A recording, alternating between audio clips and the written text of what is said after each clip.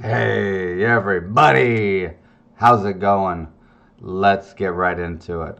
I've got some fantastic math to teach you today over chapter 7.2, the inverse trigonometric functions.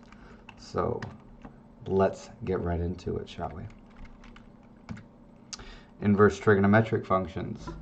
You'll be finding the exact value of expressions using the inverse sine, cosine, and tangent functions, defining the inverse secant, cosecant, and cotangent functions, using a calculator to evaluate the inverse secant, cosecant, and cotangent functions, and writing a trig expression as an algebraic expression. So find the exact value of expressions involving inverse sine, cosine, and tangent. So let's take a look at this. What do we have here? We've got tangent of theta. So we've got our point, go to a different color there, a point at the origin, and imagine that there is a unit, or not a unit circle, but just some kind of circle, and it looks like the radius of this circle is the square root of 5. So that means if I were to rotate this circle down right here, that would be at the square root of 5. That's the radius. And then I've got some point at the point 2, 1. So 2, 1, all that means is that you've got an x coordinate out here at 2 and a y coordinate up here at 1. So that's where the point 2, 1 is located. So what would the radius be? Well, what if you didn't know the radius? What if they said, hey, figure out what the radius is? You'd just say, well, the x coordinate squared plus the y coordinate squared is the radius squared, right? Because this is x, this is y, and this is the radius. It's a right triangle. It's like a squared plus b squared equals c squared. Except the hypotenuse is not c, the hypotenuse is the radius. So we replace c with r for the radius. X, or a and b are not a and b, the legs, they're the x coordinate and the y coordinate. So you just substitute x with 2, y with 1, square those, that equals r squared. So that's going to be 4 plus 1 equals r squared. So 5 equals r squared. That means r must be the square root of 5. Now, when we do the square root, ordinarily I have you put plus or minus, but the radius is a length, and a length is always positive. Length can never be negative, so the radius will always be a positive number. So that's the radius is square root of 5. Remember that the tangent of an angle is equal to the y-coordinate divided by the x-coordinate. And the y-coordinate is 1, so it's 1 over. The x-coordinate is 2, so 1/2. So what does that mean? Well, if we take the inverse tangent of both sides of the equation, the inverse tangent of the tangent of theta should equal the inverse tangent of 1/2. When you take an inverse trig ratio of a trig ratio, they cancel each other out. So you get theta, the angle measurement, is going to be whatever the inverse tangent of 1/2 is. So here it says find the exact value of the cosine of the inverse sine of negative 1/3. Okay, so let's imagine a circle somewhere. Now I don't know what the radius of this circle is, but I know that I'm dealing with a sine of theta that is equal to negative 1/3. So that means theta is the inverse sine of negative 1/3. Think about what the sine of theta means. The sine of theta, remember sine is the y value in a unit circle, but in a non-unit circle it's y over r. And they're telling me that the sine of theta equals negative 1/3. That must mean that y over r is negative 1/3. Now could this negative go on bottom? Could I say that the sine of theta is 1 over negative 3, implying that the radius is -3. And if you remember back here, I said that the radius has to be positive because it's a length. It's got to be a positive square root of 5 here. So the radius has to be +3 for this situation. A radius cannot be negative. This is important because we're trying to figure out where exactly our point is located. So the y value is -1 and the radius is 3. So I'm going to go to -1's somewhere here. I don't really know where it's going to be. I'm just going to make up a place and call that -1. And the radius is 3. Now this is hard because I've got to remember that there are two different points where a radius of 3 could happen. It could be a radius of 3. Oh, let me do it on the other side. This could be a radius of 3. And this point might also, this is driving me wild, this point right here also would be at -1 and could also have a radius of 3. So which point is it? To do that, you have to think about the inverse sign. Where is inverse sign defined? Well, sine starts at 0 and it reaches a maximum at pi/2. If I keep going from there, I won't pass the horizontal line test anymore. You need to pass the horizontal line test so that you can find the inverse of that function. So I can't go that far. I can only go to pi/2. If I go to pi/2 only, I will not violate the horizontal line test. Same thing will be true on the left side. On the left side, it will decrease to -1, and it will hit that at -pi/2. So that is where I'm going to restrict my domain for sine. Sine keeps going. You know, it keeps going like this over and over, both directions. But I've got to restrict it to just this section right here, between -pi/2 and pi/2. So inverse sine is defined on the interval -pi/2 to pi/2. That -pi/2 is where we find quadrant 4. Up to pi/2 would be up to quadrant 1.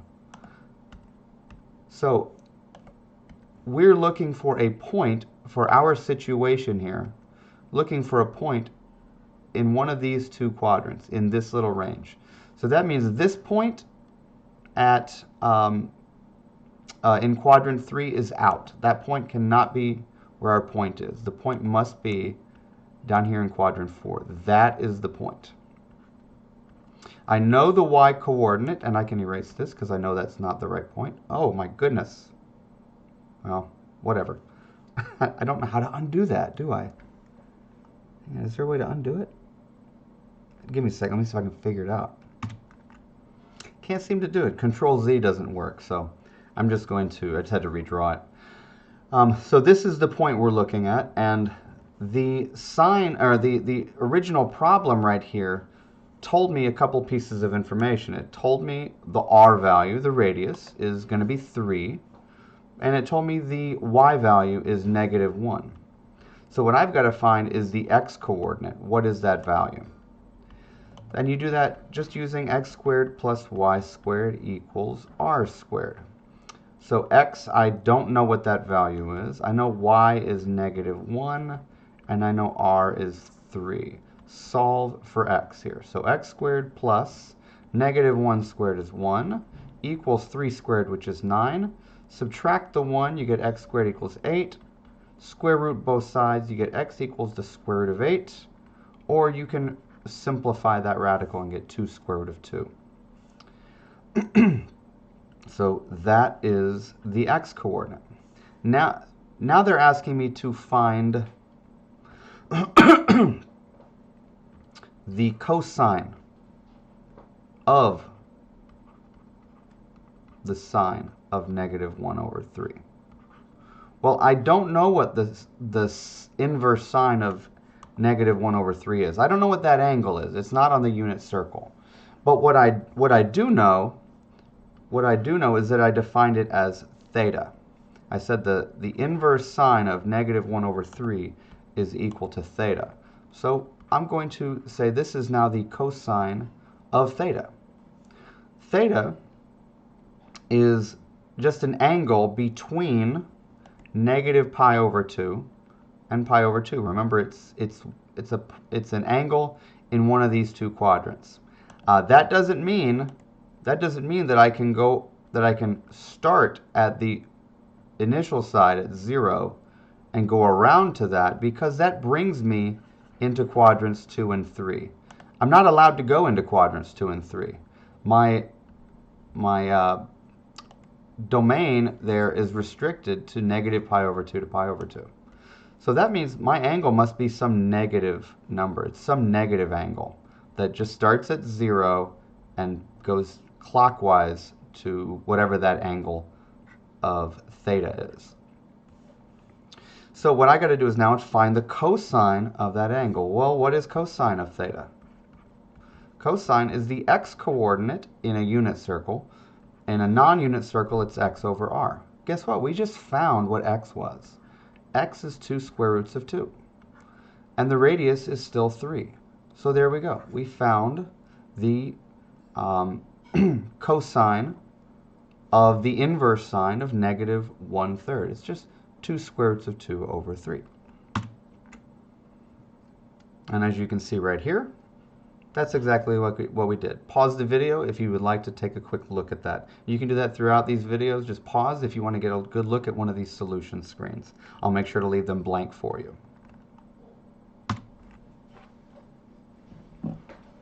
All right, so here is another one. Find the tangent of the inverse cotangent of negative 1/3. Pause the video and see if you can figure it out on your own before I do it for you. Okay, so where is cosine inverse defined? So cosine starts at 1, and it goes to 0, and then it goes to negative 1.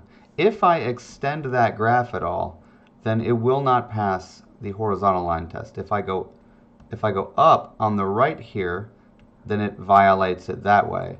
And if I go down on the left here, it violates it that way. So I cannot go further than that. That means I am restricted between 0 and pi. So cosine inverse is defined on that interval from 0 to pi. That's important. Think about where 0 is. Here's 0, and here's pi. So I'm restricted to the top half of my unit circle. My point is not allowed to be in quadrants 3 or 4. So I'm going to draw my circle, and I've got the inverse cosine of negative 1/3 is what I'm trying to find. Well, that's my theta. So if the inverse cosine of negative 1/3 is theta, then the cosine of theta must be negative 1/3. What does cosine mean?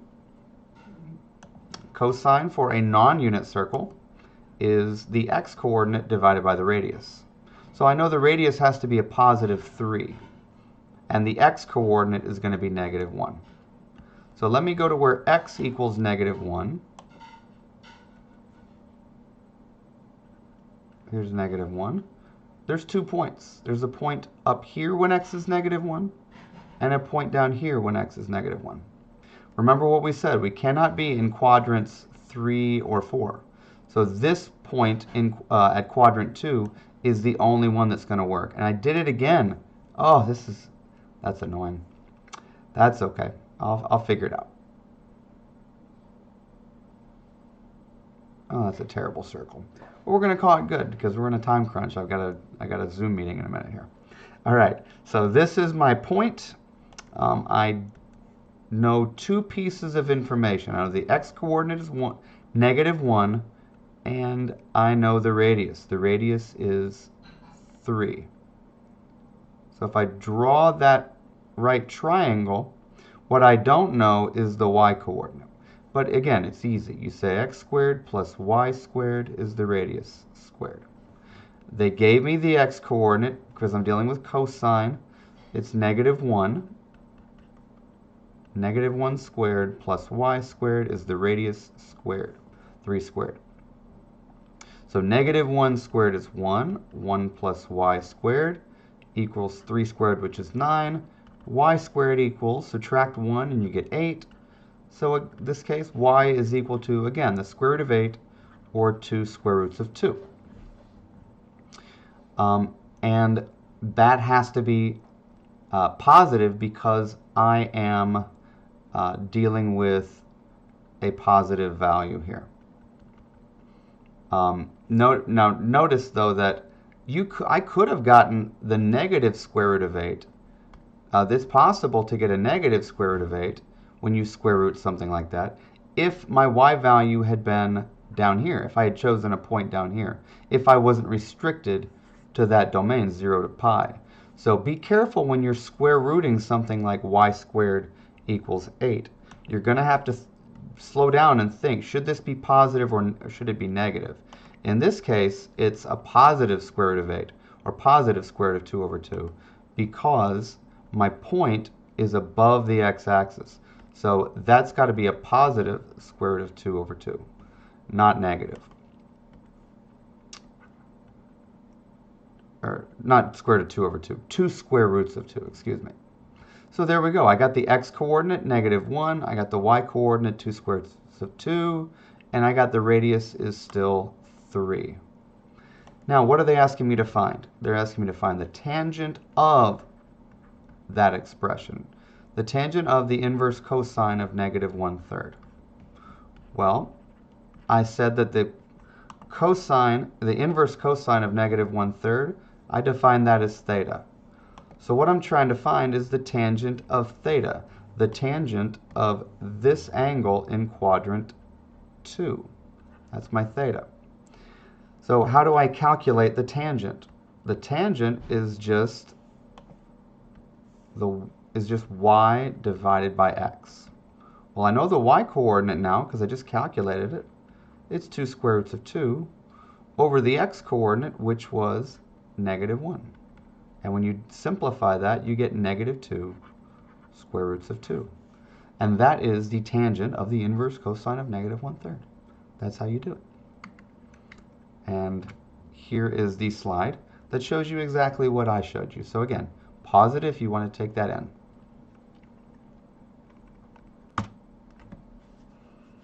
Okay, define the inverse secant, cosecant, and cotangent functions. Let's see what we can do here. So the inverse secant of x equals y. What that implies is that x equals the secant of y. Here's why. If you take that equation, y equals the inverse secant of x, and you apply the secant function to both sides. If I take the secant of the left side, which is y, and I take the secant of the right side, which is the inverse secant of x. Right here, inverse secant and secant cancel out. That leaves me with x equals, and I just bring that part down. X equals the secant of y. And that's what they're telling me that means. You can do something similar for the inverse cosecant and inverse cotangent.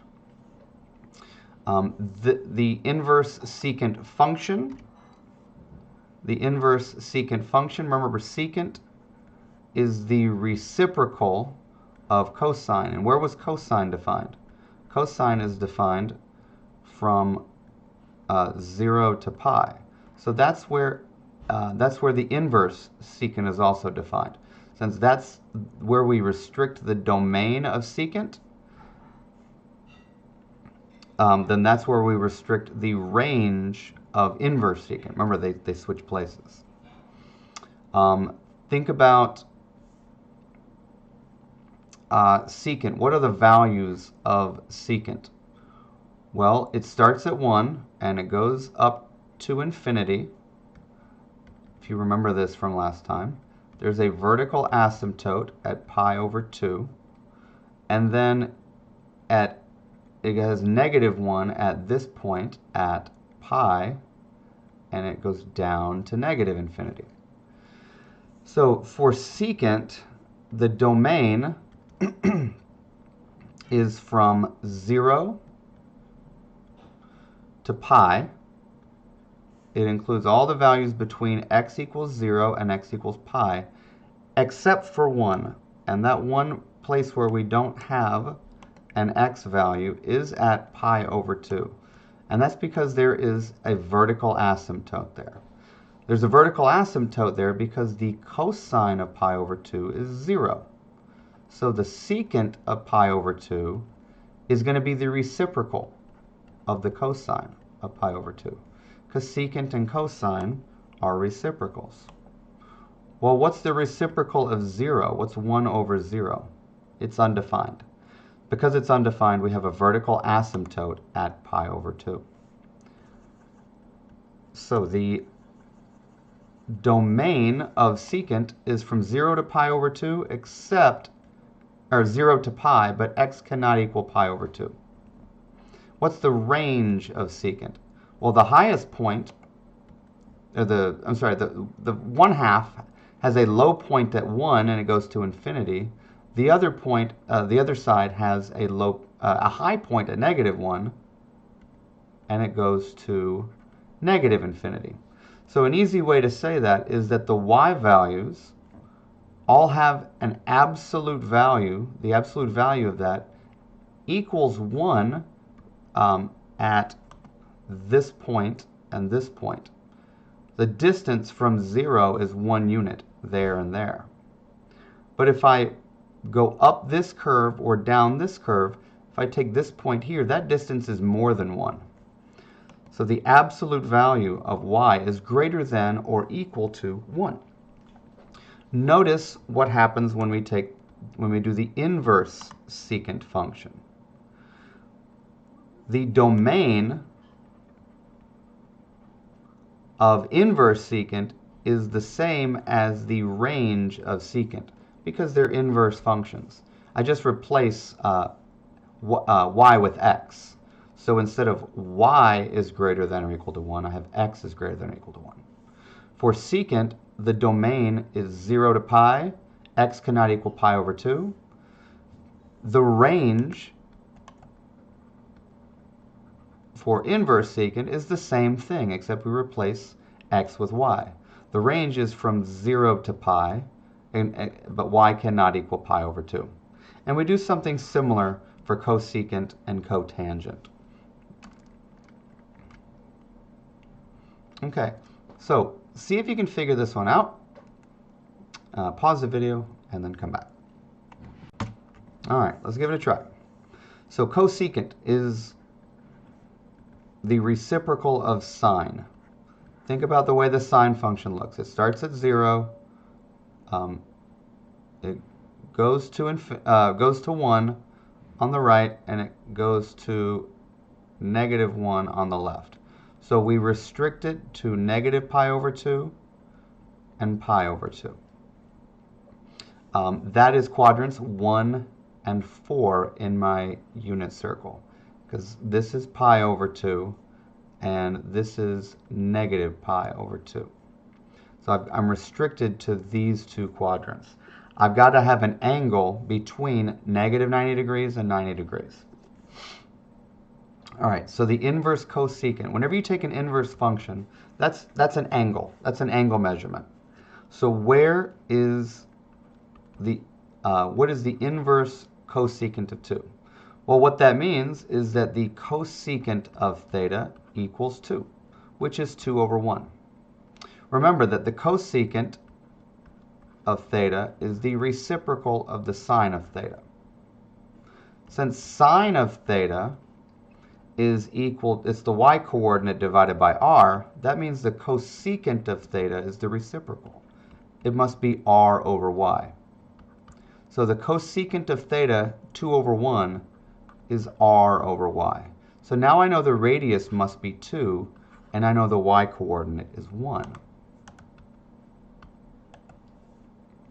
So let me draw that circle a little better.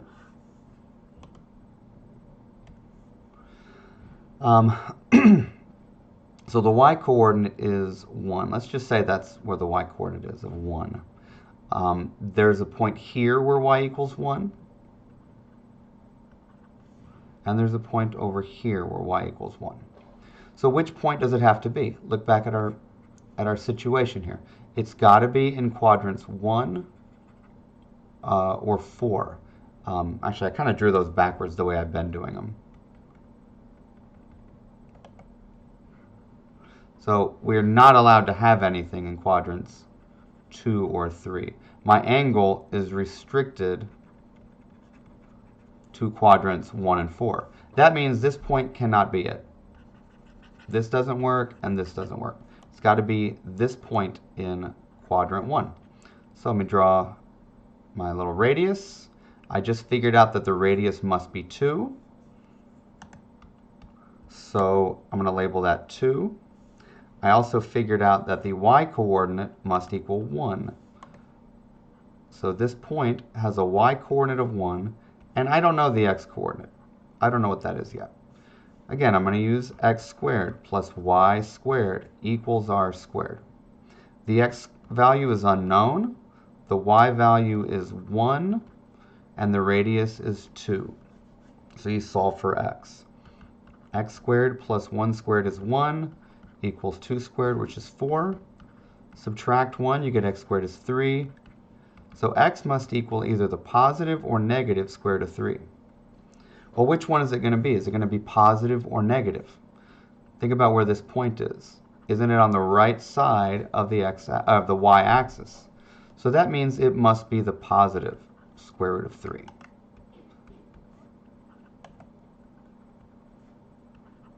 So there we go. It's the positive square root of 3.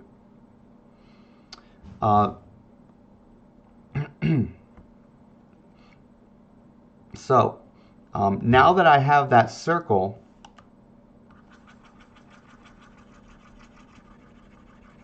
I have to figure out what theta is. Remember, we're trying to find theta, which is the cosecant, the inverse cosecant of 2. Well, this circle serves our purposes pretty well. I mean, we've got an x value and a y value, and we got a radius. But you don't have any angles measured or any angles memorized or accessible other than the ones that are on the unit circle. And this is not a unit circle. So the way I'm going to make it a unit circle is by scaling it down. Right now, the radius is 2. What is the radius of a unit circle? It's just 1. So I need to cut that radius in half. Instead of a radius of 2, I'm going to have a radius of 1. So I'm going to perform a transformation of this blue circle and shrinky-dink it down to where the radius is only 1. So how do I do that? Well, instead of a radius of 2, I'm going to cut it in half to make the radius 1. I've got to do the same thing with the x and the y coordinates. They will both also be cut in half. So x was the square root of 3 on the blue circle, so what is it on the green circle? Because I'm cutting the radius in half, I've got to cut the x-coordinate in half. It's the square root of 3 over 2. And the y-coordinate on the blue circle is 1. Again, I've got to cut it in half, make it 1/2. So now I'm looking for a point on the green circle, the unit circle, that is the square root of 3 over 2 and 1/2. That is on your unit circle. You can find that point. Pause the video, see if you can find it. Okay. Hopefully you found that this point is located on your unit circle, square root of 3 over 2, 1/2. You should have found that that was located at 30 degrees or pi over 6 radians. So that should have been the angle that you found by looking at the unit circle page that I gave you, or maybe you looked it up online because you're at home and you have the internet, you can do that. Hopefully. If you don't have internet access, let me know, and because there's all kinds of resources out there right now. All right. So there you go. The inverse cosecant of 2 does indeed equal pi over 6. You can pause the video and look at this screen if you'd like to. All right, so now we're going to use a calculator to evaluate inverse secant, inverse cosecant, and inverse cotangent of x. This part's very easy. There are nothing but calculators out there. I don't know why I wrote that a second time. Another thing you can think of is, since theta is equal to the inverse secant of 3, that means the secant of theta equals 3. If your calculator doesn't have secant on it, then you could do the reciprocal. Remember, secant is the reciprocal of cosine of theta. So the, yeah, no, that's right. 1 over cosine of theta is equal to 3. Secant is the same as the reciprocal of cosine. Now, if we take the reciprocal of that, that means the cosine of theta is the reciprocal of 3. It's going to be 1/3. So the shortcut is to just say, if the secant is 3, then the cosine is 1/3. So that means theta will be the inverse cosine of 1/3.